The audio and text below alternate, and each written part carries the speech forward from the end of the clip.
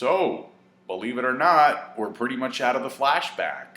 And two really, really messed up things happen in this flashback, in this chapter. I'm like, wow. I mean, this thing just got dark, man.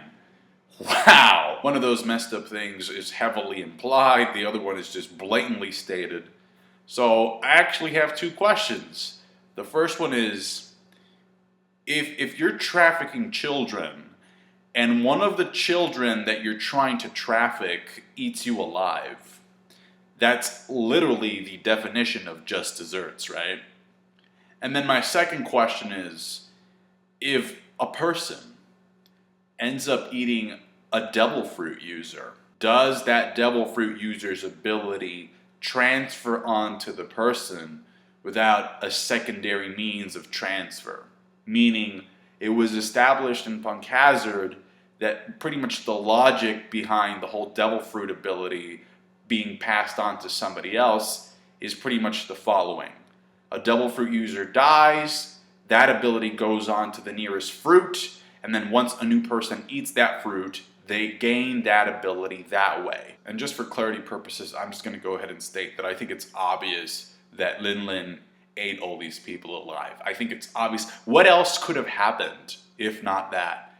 And granted, I will say that there are a couple things. You know, the only reason that I guess stopped me from believing that that happened 100%, because right now I believe it like 99%, is the fact that, first of all, you know, you've seen Attack on Titan, right? Which is what this reminds me of. Usually when people get eaten, there's a lot of blood. It's very messy, right? And there doesn't seem to be a lot of, you know, blood on Lin Lin's face or anything like that. Then again, she does notice, oh, I think I chomped down on the table a little bit too much there, even though the table is almost completely gone. So I'm pretty sure that she could have done this, and, you know, for her, because of her size, it's probably not that big of a deal. Then again, I just kind of think about this and I'm like, wait, did you not hear the screams? Did you not hear people shouting for their lives? Just like, Lin Lin, no, please don't eat me. Ah! Also, regarding how Big Mom got her devil fruit power, she doesn't have to get the power right away. I mean, she could have gotten it automatically after eating caramel, but we just don't know at this point. That's something that has never been explored in the One Piece story.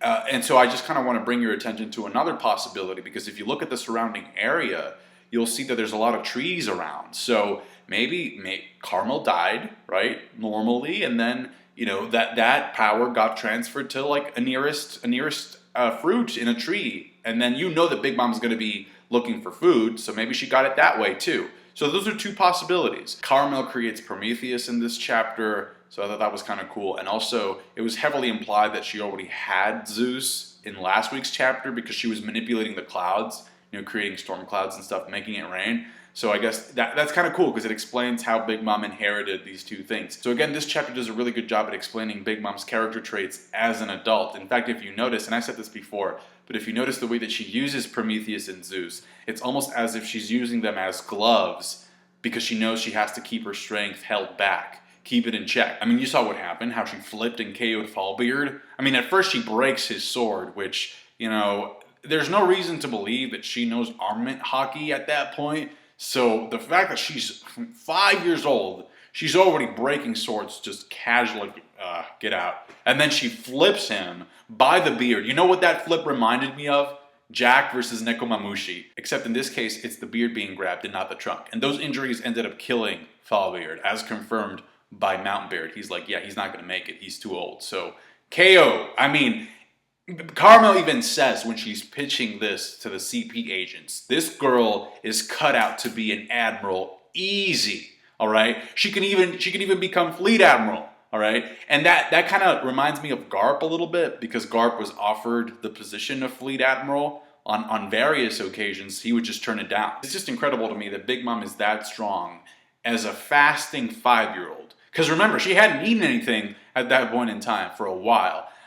This chapter also kind of explains the reasoning, I think, behind Carmel saving the giants from being executed in the last chapter. Remember how she saved the giants from being killed by the Marines? To me, it's obvious that what she wanted was to gain favor with the giants so that she could have the giants' protection so that the Marines, if they were to like, you know, find out something off about her, like, oh yeah, she's trafficking children, then Carmel would have the Giants' protection against the Marines. So when the strongest kingdom in the One Piece series has your back, there's a lot of stuff that you can just get away with. And I know some of you may be thinking, wait, why would the Marines even want to punish her? Why would they want to, you know, bring her to justice? You know, because it sounds like the Marines are evil too. Well, you have to remember that not all Marines are corrupt. I mean, you got people like Sengoku and Garp and Sudu and Aokiji and Smoker and Tashigi that, you know, are trying to do their job. Heck, even Kobe's trying to do his job. So, you know, it's not black and white.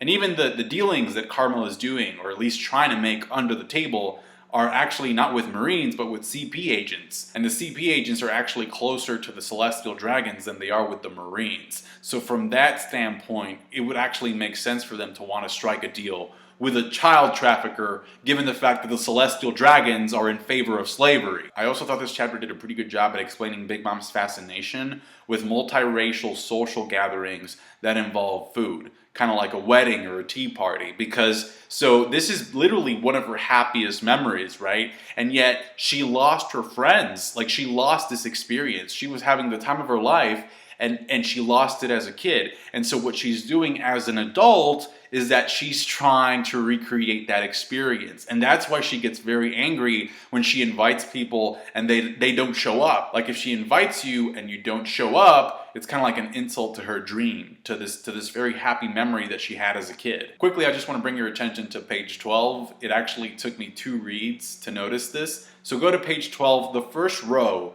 There are 2 very interesting panels. The first one is like little Prometheus helping Carmel light her cigarette. I thought that was hilarious. And also in that very same row, we get a shot of the new island that they go to after they're kicked out of Elbaf, or after, you know, Carmel decides to leave with the kids and stuff.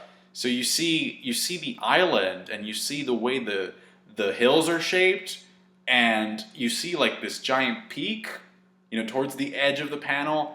I'm pretty sure that's Whole Cake Island. Based on that panel alone, I think it's safe to say that that place will eventually become Whole Cake Island, which makes sense because if Big Mom is there by herself, all right, because she ate everybody, she's probably going to start feeling lonely. And if she has the soul fruit, she's probably going to start giving life to inanimate objects to keep her company. La la la doo, la la la dee la doo. Totland!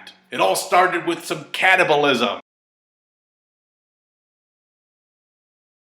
Also, I thought it was kind of cool that during the party, the kids want to start singing Bing Sake. And then Carmel's like, wait, that's a pirate song.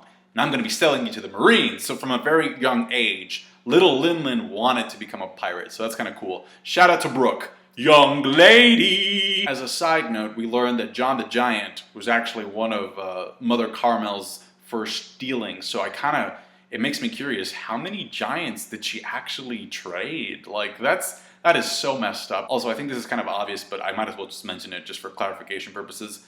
The giants that helped build the second Lamb House, the second orphanage, pretty sure they just built that and they left. They didn't stay there. I mean, I think that's obvious, right? And finally, I just want to say that this chapter gave me even more evidence to support the fact, or support the thought, that I do not believe that Big Mom is going down this arc.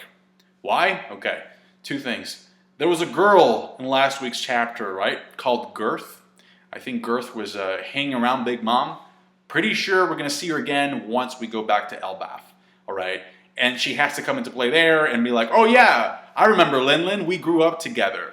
Makes no sense for Big Mom to be KO'd before that happens. Also, Harjundi was in this chapter, and you know what he says? He says, you have to kill Linlin.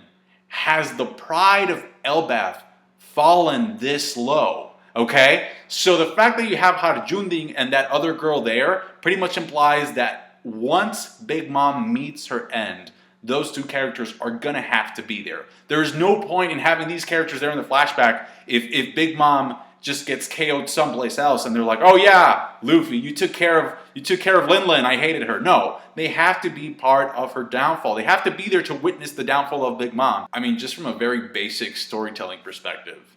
So yeah, I'm gonna go ahead and make that prediction. Big Mom will not fall until we see Harjundin come back into the main storyline. And now that I kind of think about it, Big Mom's design kind of looks like a Titan from Shingeki no Kyojin. Anyway, shout out to Cavendish for being in the cover page and being kicked out, unfortunately being kicked out of his own kingdom because none of the other girls were marrying any of the other men because he was too popular. Really, really good chapter of One Piece, guys. Tell me your thoughts down below. Thank you so much for watching. Like the video if you did. Subscribe to my channel for more One Piece reviews. Catch you guys later. Bye. Gonna go watch Wonder Woman tonight, baby.